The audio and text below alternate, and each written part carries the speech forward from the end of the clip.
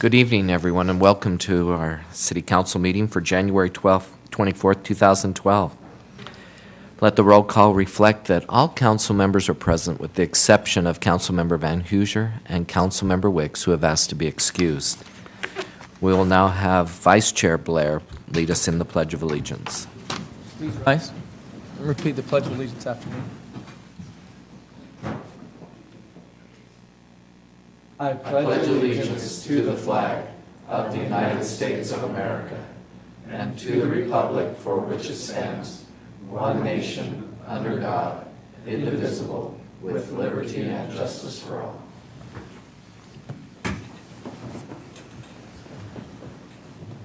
Thank you.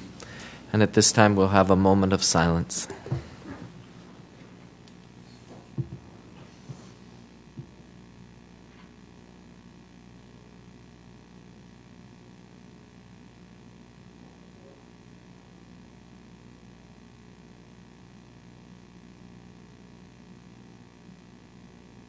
Thank you. Next on the agenda is approval of minutes, and this is the minutes of the work session of September 27th, 2011, and Vice Chair Blair will read or approve those minutes. Yes, thank you, Chair Garner. I have reviewed those minutes and found them to be correct. And I will make a motion that we adopt the minutes of the work session of September 27th, 2011. I will second that. We have a proposal from Vice Chair Blair to adopt these minutes and a second from Council Member Gochner. This is a voice vote. All in favor? Aye. Aye. Thank you. And then on item of old business, this is the 21st Street Corridor Plan that was tabled from December 20th, 2011, Ordinance 2011-68. Mr. Montgomery.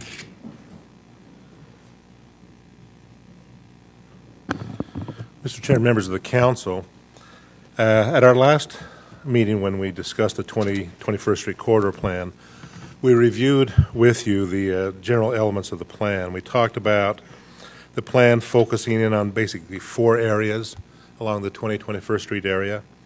The area that is just to the north of 20th Street, between the 20th Street and the river. The area that is between 20th and 21st Street. We talked about the area where the pond is. We talked about the area to the south of the pond, that is mainly railroad land, but also has private property there. And actually, we had another area, 5 areas, and that would be the area that would be to the south of 21st Street also. In that, we talked about then various aspects of development and potential future development in those areas, and those things which we could see that we need a vision for in the future, as these areas are key to this entryway into the city. You had asked it to be continued. One issue that came up specifically was one regarding a discussion of possible height limitations to protect views as you come into the city off of the expressway. At this point, we were trying to do some computer-generated graphics to help explain the different points and see if there are some areas that maybe we've overlooked. But at this point, we have not been able to get that completed. We've had some failures happen with the crashes of the computer. So we don't have an item for you tonight on that specifically. We do think, however, it's important to maybe take some public comment, because I know after the meeting, last time I had discussions with some of those people, especially around the pond area, around the neighborhood that's just to the west, just to the south of 21st Street, talking about some road extensions and timings. One of the things I explained to them regarding the proposed road extensions is that those would not happen unless there was actual new development taking place where someone was acquiring properties and then redeveloping them. We would not come in as a city at this point and install a new road, and there's no reason to do that. What we would look at this point would be to look at some improvements along Reeves, because of the traffic that is coming off of the UTA side to there, at least to get the road surface a little bit more suitable for the traffic that's on there. I know that was one concern that was expressed afterwards, but there may be other concerns that people may have and didn't feel they had a chance to voice those concerns. So our recommendation to you would be to take the public comment today of things that people may not have been able to say at the last meeting, and maybe those are things we can also look at. But as far as the item on the height, we don't have a presentation for you tonight on that. And would suggest that be continued for 2 weeks so we could get that finalized. And so you could have that visual to help make some decisions on that height discussion. Okay. Thank you. So with that, let's entertain public comment in regards to the 21st Street Corridor Plan. And if you'd state your name and... My name is Margaret Moskus, and I'm representing the Dominguez property on West 21st Street concerning the proposed zoning change from M2 to commercial recreational. I have thought long and hard about issues that are connected with this whole area for the past 10 years plus. That's how long this has been going on. And in the end, I decided to address the issue presently before you and not address issues that have been improperly passed previously. Mr. and Mrs. Dominguez would like the council to consider their rezoning just to commercial.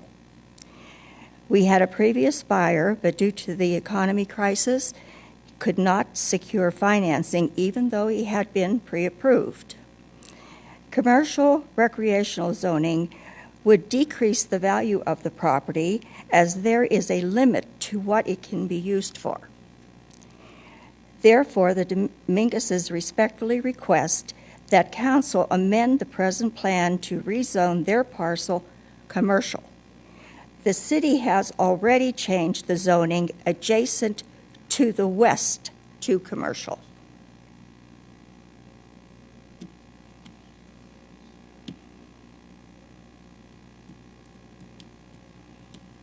That's the frontage in front of the mountain or monstrosity, whatever you want to call it. Because it certainly is an eyesore. And if that's one of the main corridors coming into Ogden, it's not really the best thing right now. I've lived this whole thing for 10 plus years. I know what's in that dump. I watched it all. So that's all we want, is just to take it commercial rather than recreational commercial.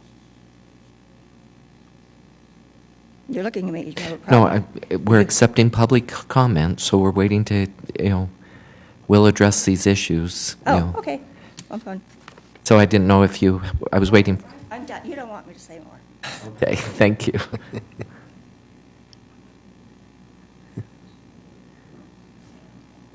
Okay, further public comment?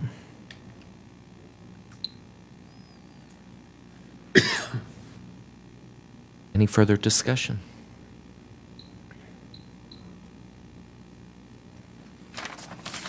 Seeing no, there's no discussion, I would make a motion that we table this to a date certain of February 7th. I'll second it. Okay, we have a motion from Councilmember Gochner and a second from Vice Chair Blair to table this to a date certain of February 7th. And we'll address these issues. Thank you. And this is a roll call vote. All in favor? Or roll call vote, sorry.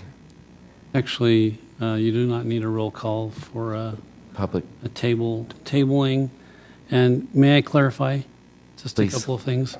So the intention, I believe, is to allow public input at the February 7th date, and also that you would notice that meeting to, as you have previously, although this particular meeting was not noticed because you had tabled it, but given that this is in addition another 2 weeks, that there would be notices sent. So for clarification, we will have public input and we will notify citizens of that Yes. opportunity. And also, it sounds like you'd like Mr. Montgomery to address the issue just presented to you. Just one question. Are there time constraints as to the noticing? Are we within those timelines? We're okay that way? That's For a the really February good 7th? question. We'll have to turn to the recorder and our staff if there are any limitations on the 2 weeks being enough time. Sure. We've done the formal noticing that's required is for the Planning Commission. All of those things have been done. We've got policies as a council to notice in a similar fashion. All that had been done for the December 20th meeting, so there aren't any requirements, but since it's been presented, tabled, and now tabled again, we want to just send out a courtesy notice so people know that this is still out there and that they can come and address it. Okay, thank you. And Mr. Montgomery, if you'll address the Dominguez property, please. I'm sorry. So you have a motion and a second, and I guess I was presuming that you were going to address that, given that you've already made your motion, unless you want to have discussion. That'll be addressed next time, unless you'd like him to address it now. Usually you'd do that before you make the motions. Okay. I think it'd be well to review it just a little bit on the commercial. So we will allow Mr. Montgomery to review that now, and then we re-motion? No, you still have a motion. Okay. You're making an exception for further discussion. Okay, further discussion. So what she had mentioned is the fact that in this Dominguez property, they are within Ogden City, and then all the property to the west of them is in West Haven. And the property she referred to as being rezoned was rezoned by West Haven to commercial. So that frontage that is just west of them has been rezoned from manufacturing to commercial by West Haven. That makes a good point that if the majority of that is commercial, even though it's in another city, would ours benefit to be commercial on that side too, where it's private property? We still feel that the area that is public property should be O1 and have that rezoning to it, but that's something definitely we can put as an option for you to consider at this next meeting. What are some of the guidelines for commercial versus the zoning that is being presented? Well, the commercial, just any type of commercial use could take place. The commercial recreation is really limited to just recreational type activities such as, outdoor recreation or indoor recreation. It allows some restaurants. The CRC zone was really the zone that, for example, you have, I just went blank, Rainbow Gardens under. And so those type of uses. And so the general commercial will still give you a broader background of things that could take place.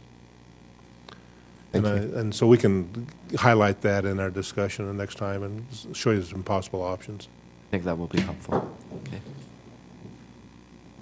The public input part will let you come and present again on that February 7th.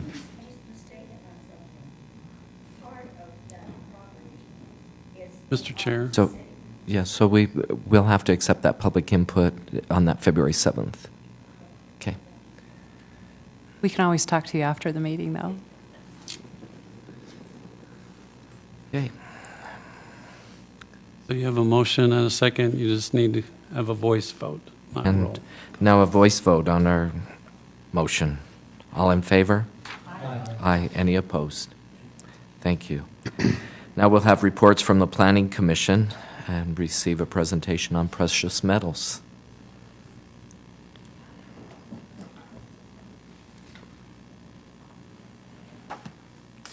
There are actually two parts to this discussion tonight.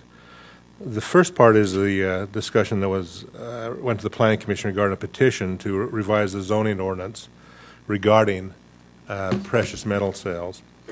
In our present ordinance, we have treated metals and the selling of the buying of metals basically as a manufacturing type use.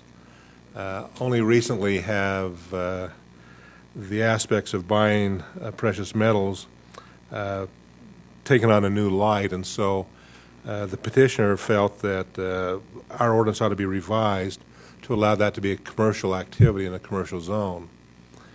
As we looked at that ordinance discussion, a couple things we became aware of, first of all, is the fact that that is a trend that is in existence today of buying precious metals and separating that out from the other type of metal that takes place. And so we first realized we had to change our ordinance definition and define precious metals from the other type of metals that are purchased. We then took a look at what are some of the provisions that exist in other locations, and we were aware or made aware of what Sandy City had done and their approach to it. Some jurisdictions take the approach of just defining that use and letting it happen by itself. As we looked at Sandy's provision, we realized there's some benefits to their approach to it, and their approach was the idea of it being an accessory use to another permitted use. Traditionally, you have had things like businesses like jewelers, coin shops, who would buy and sell precious metals. You think of the gold coins being bought and sold. That was just a normal part of that use. A jeweler would buy jewelry, and either people are upgrading their jewelry or that. And so that buying and selling would take place. But what has happened in the marketplace today is more just the buying of the metals, and that kind of changed the realm of how we always looked at it in the past. And so Sandy's approach of saying, okay, we'll allow precious metal purchasing to take place, provided that it's accessory to another permitted use, seemed to be a logical approach for us to take. I know some people generally associate the buying and selling of precious metals with the payday loan operations. Sometimes those are advertised together. But we're really taking a look at this as a separate use. And so this would not allow any additional payday lenders to come into the city. We've already addressed that issue in an ordinance previously, and we have a limit on the number of those that can be in the city of 15. So this would not allow additional payday lenders to come in the city. But as we have proposed the ordinance, and as the Planning Commission has voted on it and recommended to you approval on, it would allow these to be accessory uses in all commercial zones. So if there's a permitted use, then someone could then also apply for a business license to have this as an accessory use in the zoning code. And so what we've done in the zoning ordinance for you to consider tonight is first create definitions regarding what precious metals are to separate that out from the other, what we call scrap metals, to then indicate where they are permitted in the commercial C1, C2, and C3 zones, and then also to say that they have to be accessory to another main use, which then sets some additional criteria to it. So in the Planning Commission's recommendation to you, they've recommended approval of this ordinance revision. Now, with the Planning Commission's recommendation, there also has to be a business license component to that. And Mark's going to explain that business license aspect of it. Mr. Stratford. Chair Garner, members of the council. So in order to, there are really, I guess, two primary concerns in the regulation of precious metal purchasers under the proposed changes that are here before you this evening. And really it has to do with protection of people who may have had property stolen, as well as ensuring that the property, once it's sold, even if it's legitimately sold, is dealt with in a way that is going to protect people's ability to either recover that or know how the transaction has been handled, and to aid the police in making those kinds of investigations. And so we already have in place pawnbroker, secondhand dealer kind of regulations, and what this is proposing is similar regulations for precious metal purchasers. And essentially, if somebody comes in and wants to sell an item of precious metal, they need to provide certain types of identification, which is then copied. They also need to give other information that could allow that person to be located if, in fact, it turned out that property had been stolen. Another protection there is not just to potentially apprehend somebody who has stolen the property, but also a holding period, which is allowed by state law of 15 days, where then if somebody reports something stolen, they would have access to reports that are generated by the purchaser of the precious metal and potentially could recover those items and be able to keep those from being sold off or melted down before the person had an opportunity to try and recover them. And so really that's what the ordinance is geared towards, is trying to provide those different layers of protections and opportunities to determine if something has been purchased in a way that was inappropriate. A few other things that are required, similar to other businesses in the city, a bond is required by a company that wants to engage in this kind of transaction. Just various rules that they must follow in acquiring the property. For example, if property is acquired that's been clearly altered or defaced, that property shouldn't be accepted by them. Also, that, for example, somebody under the age of 18 is not allowed to sell property to a precious metal purchaser. But those are all to meet those goals of protecting the public in general. And then a final requirement is that there is a requirement for a disclosure from the purchaser to the seller of what is actually taking place, similar to disclosures that are provided both in the pawnbroker, or next to not pawnbroker, but in the payday lender world. Certain disclosures are required, not by city ordinance, but by state law generally. And, for example, by people who receive mortgages and other kinds of financial commitments where they receive disclosures to help them understand the nature of the transaction. And that's essentially the way that is believed that would best be able to accomplish those objectives. Questions? Do you want to talk a little bit about the possibility of a disclosure, some sort of posting? I know we had that discussion with the payday lending. Yeah, under the payday lenders, there was a requirement that not exactly a disclosure, but essentially a kind of an information item be posted that says that payday loans should not be used as a common way of financing individuals' ways needing to meet their burdens. A disclosure like that that's right there at the door when you come in wouldn't, I don't think, be necessary. I'm not sure exactly what that disclosure would require. The disclosure that we're talking about here is more of a disclosure to the purchaser of and it's information really that has to be collected anyway, which is the weight, the fineness, the type of material, and then equivalent value, whether it's grams or ounces, that has been posted or reported for the previous day on common exchanges, like the New York Commodity Exchange or something like that. And so that kind of disclosure would be required. I think the second part of the answer to your question has to do with potentially, and this is something that will need to be worked on an administrative level, trying to come up with a common form of a report from the purchasers, so that as each purchaser takes in precious metals, if they have the same type of report, and then somebody needs to find something that's been stolen or find some information, then when they go through those reports, they'll be able to look in the same place in each report for specific information. But that's really an administrative method of taking this ordinance into effect, not so much part of the ordinance itself. I don't know if I've answered your question or not. That was good. I just wondered if there's some sort of disclaimer, wildly fluctuating market, or beware, I don't know.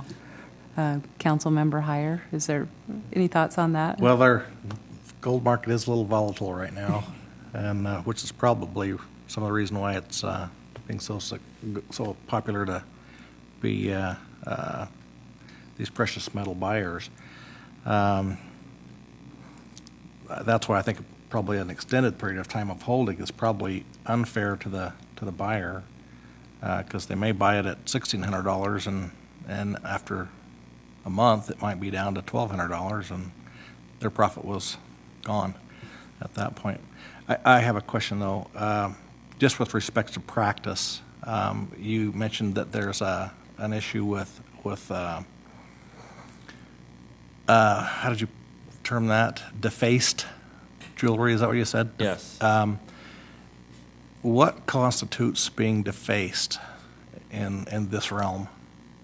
Well, it's a more technical definition, I guess. The way that it's written in the ordinance, I think it's consistent with state code, is that if upon inspection it is apparent that serial numbers or identifying characteristics have been intentionally defaced. So perhaps an inscription that somebody's tried to file out, some other kind of thing that was intentionally in there, in the precious metal being purchased that would lead a person to be able to identify it specifically. If it's just worn and old, I don't think that would qualify, but something where you can see that somebody's actually tried to alter part of it. Well, I can see that, sometimes people are going to want to sell their gold, but they're not going to want to sell grandma's diamond, and so they'll take it in and have grandma's diamond taken out. And so it's going to come in without a stone, or it's going to come in, now a perpetrator could do that too, I suppose, and carat marks nowadays are being laser engraved, which makes them they're barely in there. In other words, they come out real easy. And well, the standard is, and it's up to the purchaser really to make sure that they're looking for that, but the standard is intentionally defaced. And so the idea would be if one part of it has been scratched substantially and the rest of it hasn't, I see. that might be an indication of intentional defacement. Otherwise, it might just be a sign of wear. And so it's a bit of a judgment call by the purchaser, and we have to rely on them to do their best to make sure that happens. Okay, we may have to eventually define that somehow. I'm thinking. I have one other question. We talked a little bit about the reporting. Yes. How long did they? I mean, I know that they hold the actual stuff for the actual merchandise for 15 days. The reports that are filed or filled out, how long are they? I believe the holding period for the reports is 3 years. Okay. That they're required to keep the records. I just couldn't remember the actual. Yes. Thank you. Now, what happens if I have a business and it's not in jewelry or pawn shop, but it's just a regular family business, and I want to get into this type of a venture? What would be my steps? Even though I've got established business in town, Right. I have a business license. There's two answers to that. I mean, first of all, as Mr. Montgomery explained, if you're in a commercial zone, any of the commercial C1, C2, C3 zones, then you would be in a zone where this type of accessory use was permitted under the ordinance.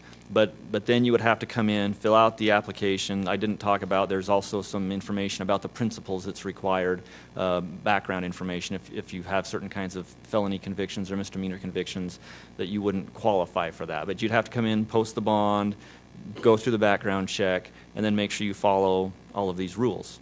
Can the bond be any amount Must at all? be $2,000. $2,000. Okay. Which is the same we require for pawnbrokers. Okay. But yeah, you just have to make sure you have to acquire a separate license, so you pay for 2 licenses. But as long as you're willing to live with all of those rules, the holding period, the other things that go along with that, then you would be entitled to engage in that as an accessory use. So there are some regulations that we have in place in this ordinance, Yes. so to speak.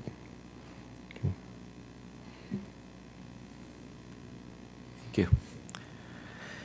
We will now accept public input in regards to this item of precious metals.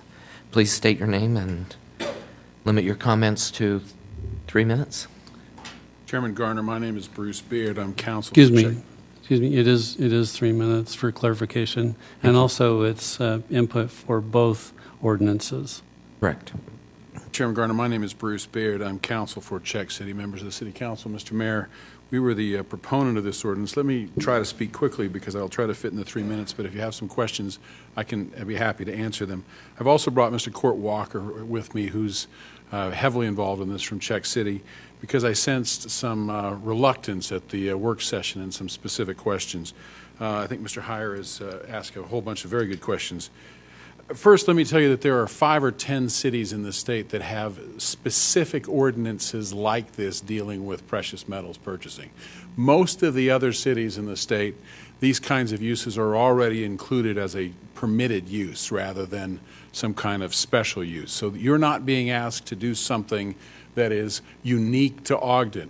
It exists now in several cities adjacent to Ogden, and frankly, the only reason we wanted to do it was because we wanted to be legal in Ogden. People are doing it illegally. As you know, people do it by mail, and they pay people massively less money, and they have zero ability to check safety and theft, et cetera.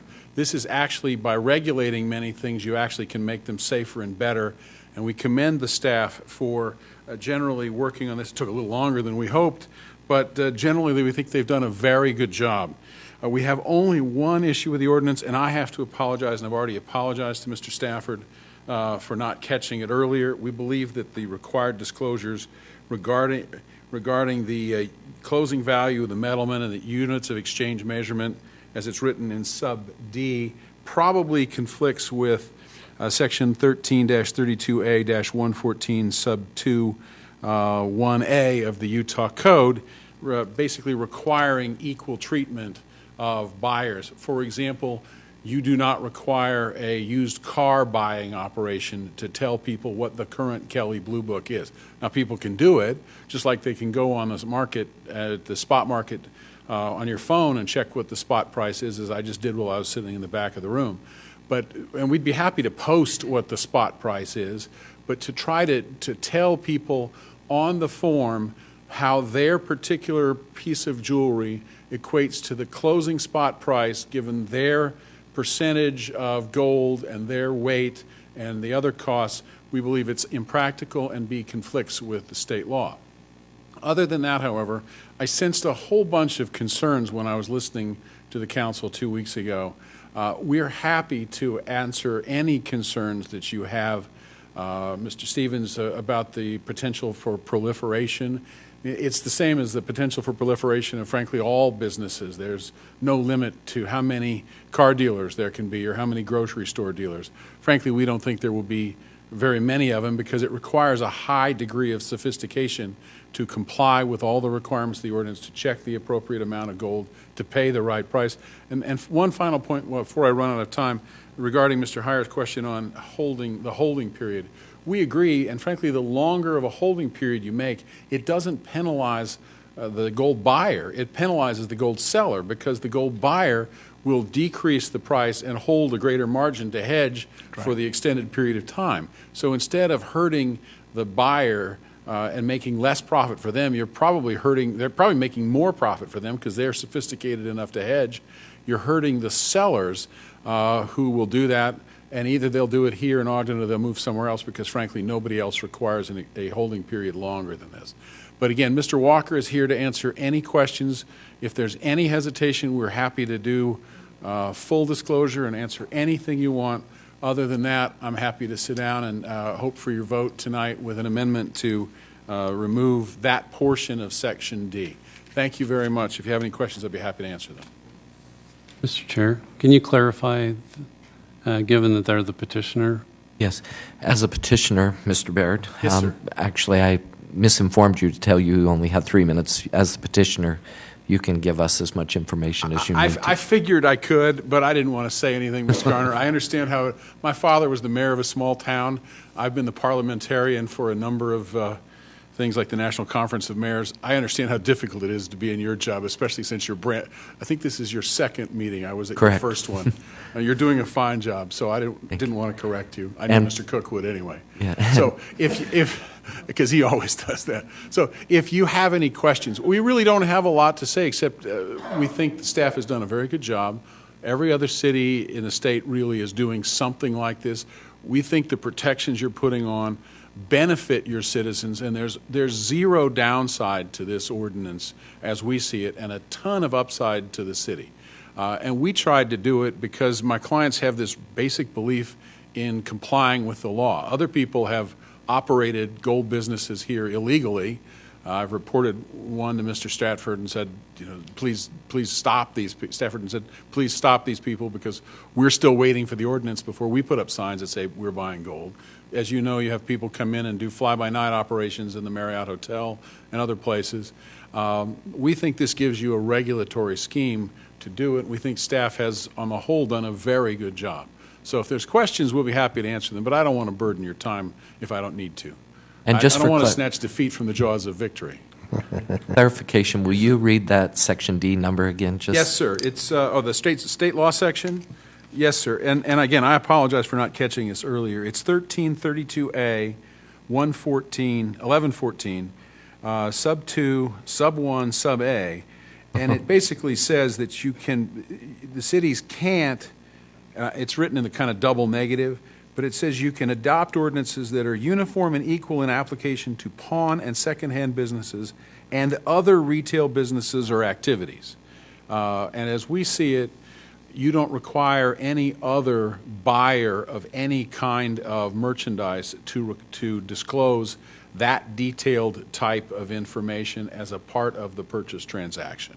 Again, like I used the car example, if I go to any car dealer in Ogden and I give them my car and say I want to trade in, I don't get a statement that says every car in America with that particular brand of accessories, that many miles, etc., is worth X dollars. It isn't required of any other purchasing business in the city. And as such, we don't believe it's applicable. And second, the logistics of it. Czech City does an awful lot of very sophisticated software, and they've told me that it's pretty difficult to correlate the price yesterday, the value in grams, the number of grams, the type of metal, etc., and print that out on the spot for the buyer. So we think it's difficult and probably a preemption violation. I have a question for petitioner. Since you're experienced around the state, this is probably going to be for you, buddy. With regards to reporting, what are some of the methodologies that other communities have adopted to report to law enforcement what they've taken in? What you've got is very similar to Sandy here, and that's why we suggested the Sandy template. And let me give you a just brief history of the Sandy system, Mr. Hart. We had a meeting about a year and a half or almost 2 years ago with Sandy under the very same situations. Sandy City convened a task force of their police chief, their business license people, their zoning people, their administrative people, everybody you could think of. They reviewed a boatload of ordinances from other jurisdictions about how to do it and what needed to be done, what was practical, what was impractical. And that task force inside of Sandy wrote their ordinance, which is very similar to what you see here in terms of what's reporting. I'm happy to let Mr. Walker explain any more details about that you might want to hear, because he's got experience in virtually every jurisdiction in the state that does gold purchasing. Report?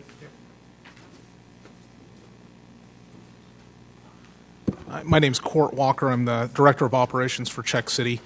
We have 28 locations here in Utah, 25 of which purchase precious metals. Appreciate the council taking this item under consideration. Just to explain a little bit about what we do, we comply, and every second-hand dealer complies with state code when it comes to reporting. So if you were to take a look at the Title 13, Chapter 32, that addresses second-hand purchases, such as precious metals and those sort of things, we're required to take so if somebody comes in to buy an item, we're required to take a fingerprint to check valid ID. It has to be valid and up to date. Identify the item. We have to upload all that information into the statewide database. It's a database that was put into place several years ago that every law enforcement officer in the state of Utah can check to verify that, to protect citizens against stolen items and those sort of things. And we have to describe in detail what that item is. We take a physical description of the customer. We take a photo of the customer. We take a thumbprint of the customer. We have the customer sign an affidavit. All these things are required by state code, and we follow those things in each one of the cities, regardless if the city comes in and reinforces what the state has asked for. That's something that the state is deemed in their estimation that we are required to do. Do they keep this information on hand, or do they return it to the police department? They do, and then the state. So a police officer can then look up that information. So let's say, for example, you have a gold pen that goes missing. For example, you can come into the police department, ask them to look in the database, in the description field for anything that denotes gold pen. So it's a statewide system. It's really good. So if I try to skip out of Ogden and try to sell that item, say in Layton, I can, as a officer, I can pull that information up and see that that item was sold in Layton. Okay, thank you. Appreciate that. Any other questions? Thank you. Any further public comment? And Mark, can you address this? I think he's referring to 5-12C, Part D. That's correct. It's on page 67 of the packet, page 5 of the proposed ordinance on business licensing. And I have two responses, I guess, maybe three. I don't know. We'll see where we get. You're talking to an attorney, so you might get lots of answers. But first of all, I'm not sure that the disclosure is as difficult as the applicant is afraid of. It doesn't require them to break down your individual item and then compare that with some particular individual item somewhere else in New York.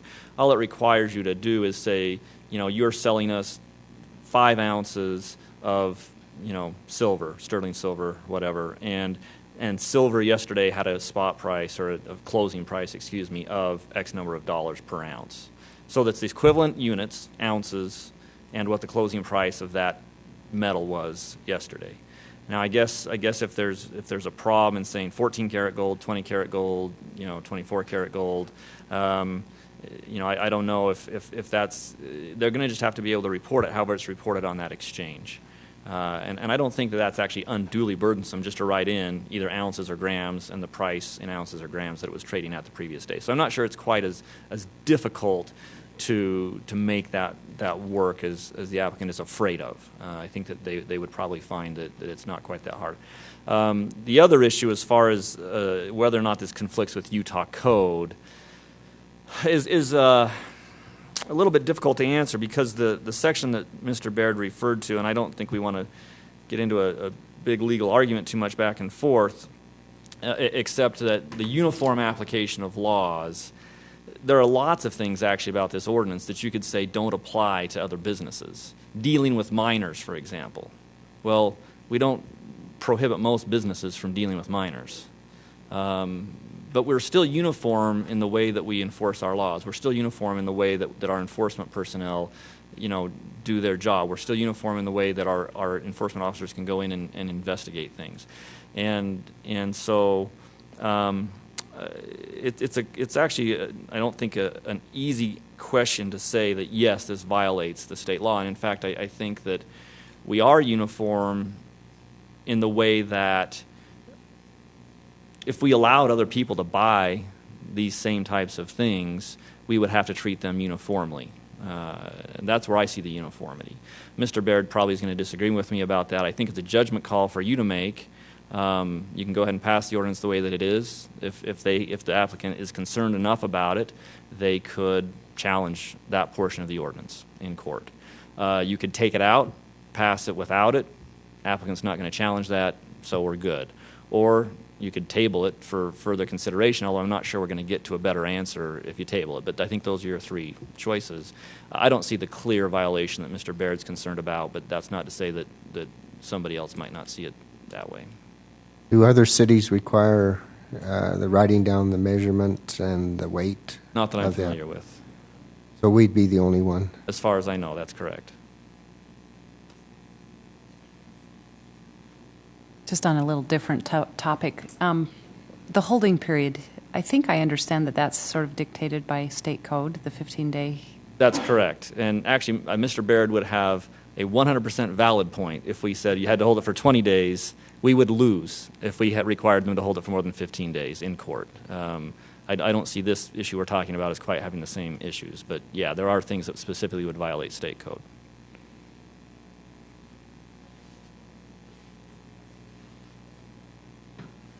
Mr. Chair, can we address a related question potentially?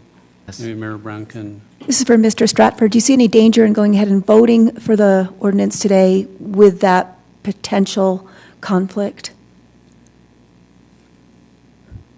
Well, I think that the danger would be that the ordinance would potentially be challenged by the applicant or by some other applicant who felt like that they were not being treated under state code the way they were supposed to be treated.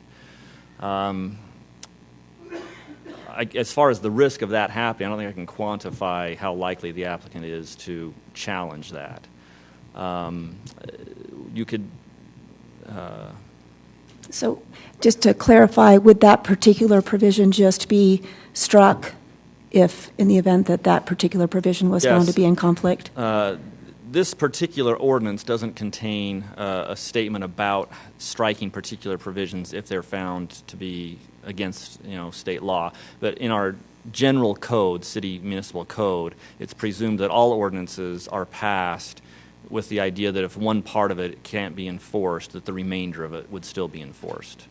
And so that's what we would look at here, is if in fact this was challenged, the rest of the ordinance would stay the way that it is and only the offending portion would be removed. But there's no danger that if you pass it with the language in it, that the entire ordinance is going to get kicked out if in fact it was challenged. Does it weaken the ordinance if we extract this piece out? It weakens the disclosure as far as if you're concerned about the seller, the person who's taking it in, if you're concerned about them having more information about the transaction on which to base their decision, it weakens in that way. And that's why I actually referred to, for example, a mortgage loan. There's reasons why federal and state law require annual percentage rates and total interest to be disclosed to somebody so that they can make an informed decision. Also, I'm trying to remember the other disclosure that I referred to, but any time a disclosure is required like that, it's so that the seller or the person on that side of the transaction, whether it's a buyer or a seller, has adequate information. And again, see, in that way, I think that we are uniform, although I don't think we have specific city code that requires those other disclosures because they're required by federal or state law. But I think that that's a uniform kind of a thing, is to give people information.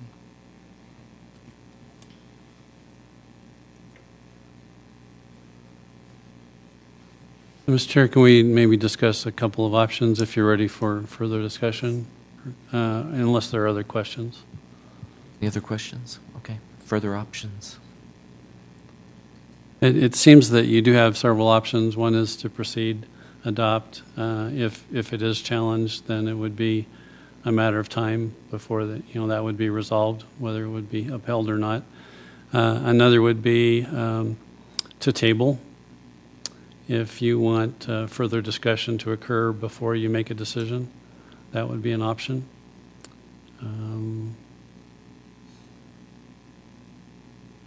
Guess I see those as your primary option, or you can deny, I guess, as well. The one option is to pass it as is. Correct. Another is to pass it with the exclusion of just this piece. I'm not sure that was recommended, that you would do the exclusion. At this point, you don't know if it needs to be excluded. Or table it. Or table it. Okay. Or deny it. Or deny. Chair Garner, if I might interject some of my own experiences with this kind of thing. With due respect to the petitioner, as when we had the work session on this issue, we presented a bag of a sample and asked for you to guess its value. It is very unclear to people what the value of their items are, because people don't normally have a gram scale or a pennyweight scale at their home to calculate that out, and they don't necessarily know what the percentage of fine gold in an alloy is.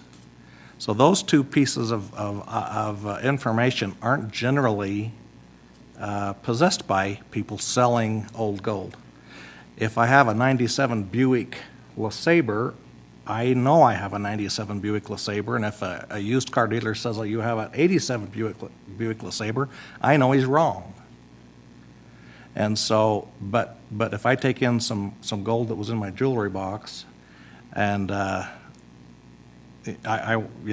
maybe I know, maybe I don't, exactly. I mean, there is probably still some potential for an erroneous disclosure, but I think that can be, those kind of things tend to get found out from a disreputable buyer. I think it's perfectly reasonable that this disclosure be kept in the ordinance to protect those who sell. The people that buy, they do know what they're buying, and it's easy to say I'm buying this many grams of 14-karat gold at this. This is what the amount of 24-karat will be in this lot, and the closing of the gold yesterday was this amount. It's just calculations. It's not hard to do, and I think it's reasonable that it be in the ordinance. So I would just make the comment that I would guess the petitioner's eager to see this get moving, and I agree with Councilmember Heyer that it would be good to err on the side of protecting the seller. So with that, I would make a motion that we approve proposed ordinance 2012-5. Second. We have a motion from Councilmember Gochner and a second from Councilmember Heyer for proposed ordinance 2012-5. And this is a roll call vote. Councilmember Gochner? Aye. Councilmember Heyer? Aye. Councilmember Stevens? Aye. Councilmember Van Hoosier? He's not here. Vice Chair Blair? Aye. Chair Garner? Aye. Motion passes. And So I would make a motion on the second one that we approve proposed ordinance 2012-6. Second. And we have a motion on proposed ordinance 2012-6 from Councilmember Gochner and a second from Councilmember Heyer. This is a roll call vote. Councilmember Heyer? Aye. Councilmember Stevens? Aye. Councilmember Gochner? Aye. Vice Chair Blair? Aye. Chair Garner? Aye. Motion passes. Thank you. Chair, I think it's important for us at this stage to point out that we wanted an ordinance that not only protected those buying the gold, but also selling the gold. And I believe we've done that here this evening by keeping in that ordinance. It adds more information to the different parties on that. So time will tell in the test. But the important thing is that we have an ordinance that will regulate this type of merchandise. Thank you. Also, Mr. Chair, if we could direct staff, I don't know if this needs to be a motion or if we can just make a verbal direction that we look at the potential need for a change in the reporting that is currently in the ordinance to see if it's efficient, if it's accomplishing the desired result, so that we could have, perhaps direct law enforcement to report on certain things at a point in the future. I think we can discuss that with administration and look at their standardized reporting and see what we can do and have a time when we can come back and report to us how things are going. Mr. Chair, I thought you were directing council staff. Yeah, I think that if council staff take some input from us over the next few weeks, and then we make a unified request for certain aspects of how this is going at some date in the future. That way they know what they're going to be asked for. Then we'll actually get some information that we can deal with a little bit better. So we'll direct that towards our council staff. And so noted. And you can make a motion or not, but we received your direction, so. Great. If you're comfortable with that. Thank you. Next on the agenda is a rezone of property at 1953 Washington Boulevard, proposed ordinance 2012-3. Mr. Montgomery.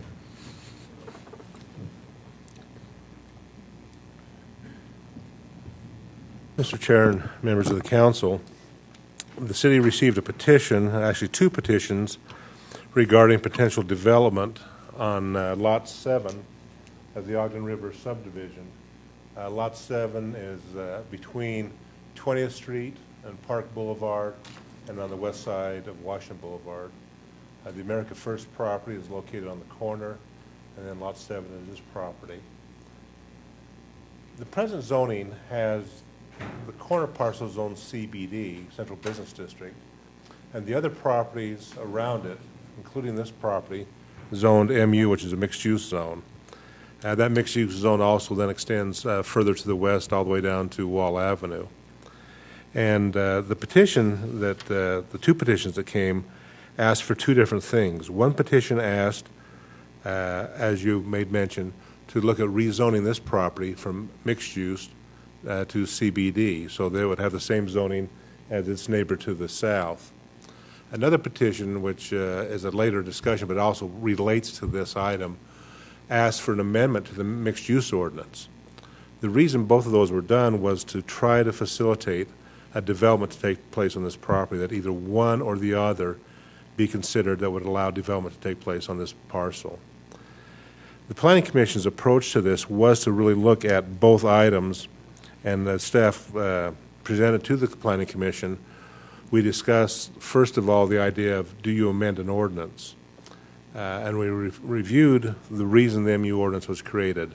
That was to create a mixed-use project that could have commonality to it in terms of design, have a master plan to it that would talk about where uses could occur, set standards that would create a walkable community, and a community that could be a neighborhood that people want to be invested in for many, many years. And so there were design standards included in that, of expectations of what commercial properties would do, what residential properties would do, and set different parameters for those. One of those restrictions was in the MU zone, there could not be a drive-up window. The proposed businesses looking to this property, to buy this property, requires a drive-up window. That is part of their operation, and as they looked at this parcel, because of all the other amenities to it, they felt that if they were going to be here, this is the parcel they would want to be on. And so that is why they first proposed the text amendment, because that existing zoning would not allow that to happen. As we reviewed this with Planning Commission, we talked about some of the principles of the MU zone and why they were in place and why they were established. And we relayed the idea that as you create more of a walkable community, the drive-up windows become a concern. And so to take and change the ordinance starts to change some of the general precepts of that ordinance. And we discussed those and had feelings that it may not be appropriate to actually take a text amendment change. And so then we talked about the second petition, and that petition was, which we're considering now, rezoning the property. A couple of factors we explained at that time was that this property becoming MU zone happened later than the first MU zoning. When this property was first subdivided, we didn't have an MU zone in place, and this was rezoned CBD to give some development control to whatever may happen in the future. And one of the very first developments that happened under the CBD was the Bingham Cyclery building. Immediately after that came the America First, who had proposed a site plan at that point, and as you're aware, America First also has drive-up teller windows. Only after, which was last year, after the development of the master plan, did this area become rezoned MU, even though other areas were already MU zoning. And the reason was, after we looked at that master plan, we felt that they ought to have the same protection, but we excluded the America First property and left it CBD.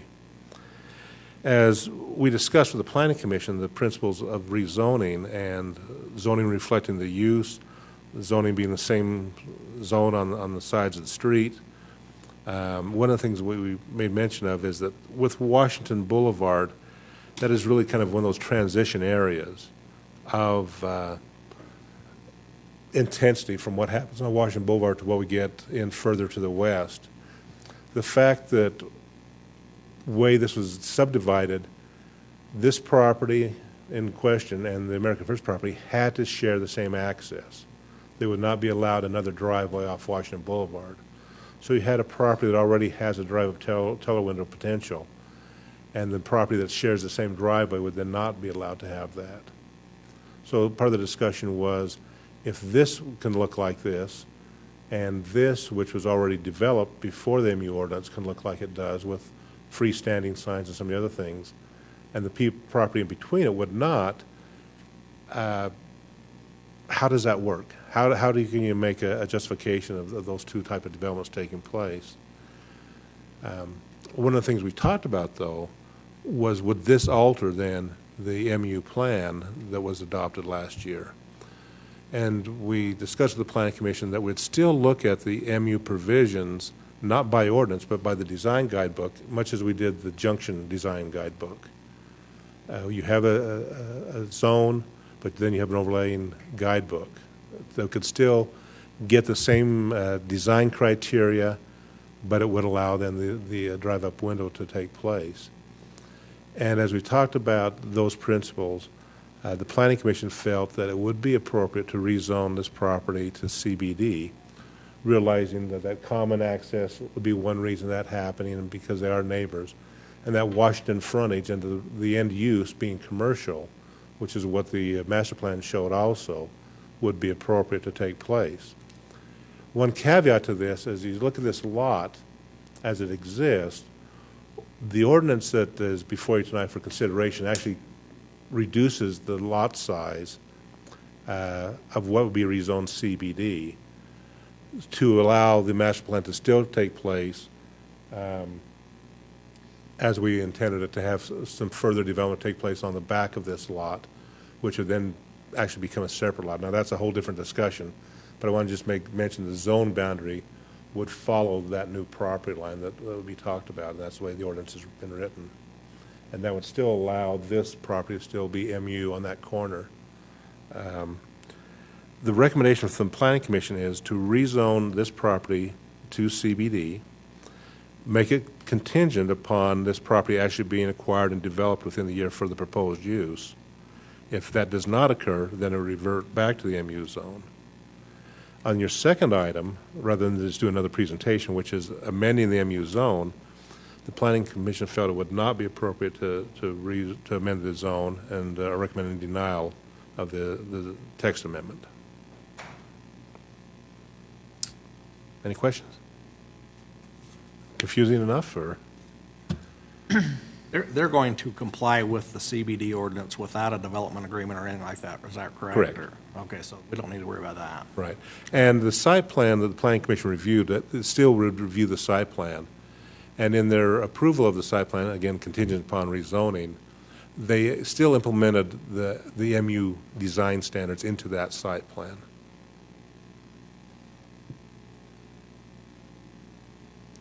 Mr. Chair, just to note that there is actually a development agreement, but it's a redevelopment agency development agreement, which is slightly different in purpose. Yeah, it's not a zoning development Not a agreement. zoning, yes. Thanks for that clarification. Thank you. At this time, we'll accept public input to discuss the rezoning of property.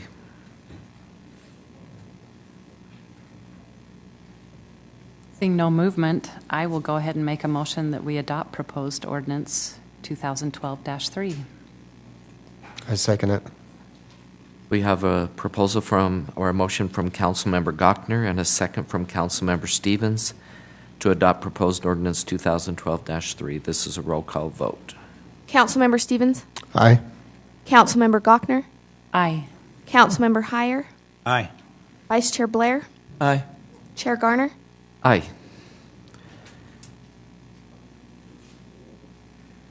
Okay, and now we'll move Passes. on. Okay. Passes. And this motion passes. Thank you.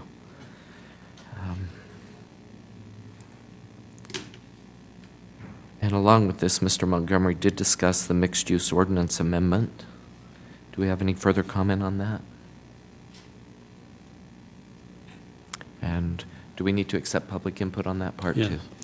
And we'll ask for public input discussing specifically the mixed-use ordinance amendment. And once again, I don't see any movement, so I'll go ahead and make a motion that we deny petition 2011-14. Second it. We have a motion from Councilmember Gochner and a second from Councilmember Stevens to deny the amendment 2011-14. Correct? This is a voice vote. All in favor? Aye. Aye. Any opposed? Thank you. This passes, or this motion for the amendment, then we are supporting that motion to deny it. Thank you. This now is an opportunity for public comments. This is an opportunity to address the council regarding your concerns or ideas. Please limit your comments to 3 minutes. In this form of government, all city personnel are the responsibility of the administration, not of the council. Please discuss any concerns you may have regarding staff with the mayor, chief administration officer, or department directors.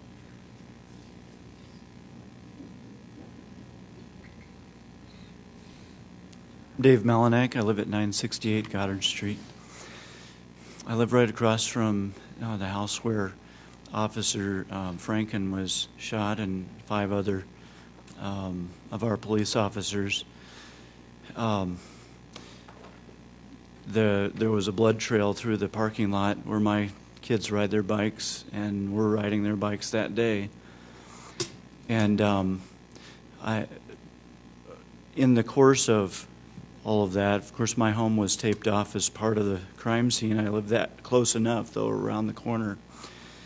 And I had many opportunities to walk across the street and talk to officers. And I was, first of all, impressed at their dedication. I learned that many of them volunteered their time to secure that crime scene over the days that followed. We have a tremendous police force, and they are demonstrate their dedication. And so I would like to say, first of all, how much I appreciate the businesses that have stepped up and offered services, and I want to commend them.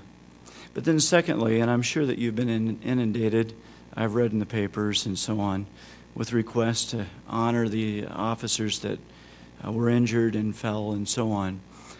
But I would like to also recommend or ask that the city carefully consider giving some way for the community. I know that there's been a tremendous outpouring already of respect and honor to our police force, but if it's possible for us to have a day where we can honor our police force, the entire force, and as a community say thank you to them. And again, I know that I have no doubt that you've heard many ideas. I would just like to ask you to consider it and giving a day, a time where we as a community can say thank you to our police force. Thank you. For public comment?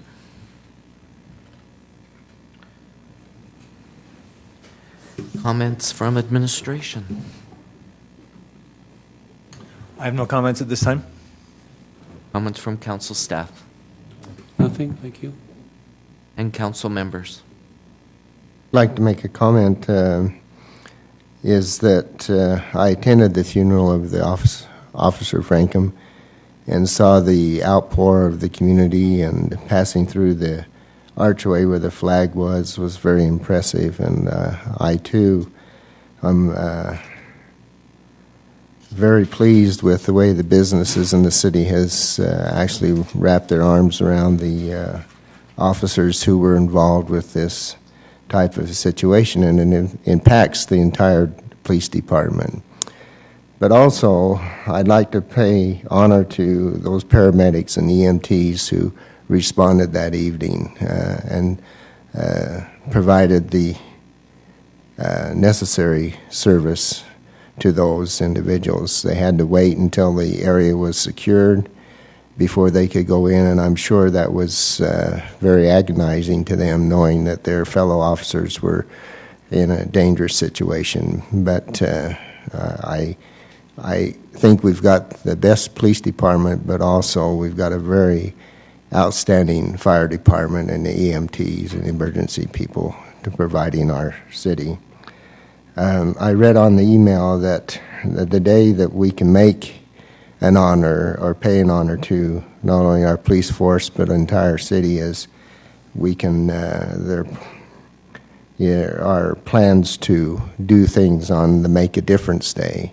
And if we came out as a community to brighten the aspects of our city, that is also showing honor to those who participated in that evening. And I would suggest that we make that as a day to honor those who served us in a Make a Difference Day. Thank you. Your Honor, I'm sorry, may I comment? Please. Just to make note that there are a number of additional items of to honor. All those involved are being considered, so we certainly will take all that into consideration, and there will be more. I was going to echo that, and we're working with all of administration and others to come up with something that would be very appropriate. Thank you for your comments. Okay. Motion to adjourn? Second. We have a motion from Councilmember Gochner and a second from Councilmember Heyer to adjourn the City Council meeting. This is a voice vote. All in favor? Aye. Thank you. The City Council meeting is adjourned. As a reminder, we have a redevelopment agency meeting that will be held immediately following the City Council meeting, and then a City Council work session will be held immediately following the redevelopment agency meeting.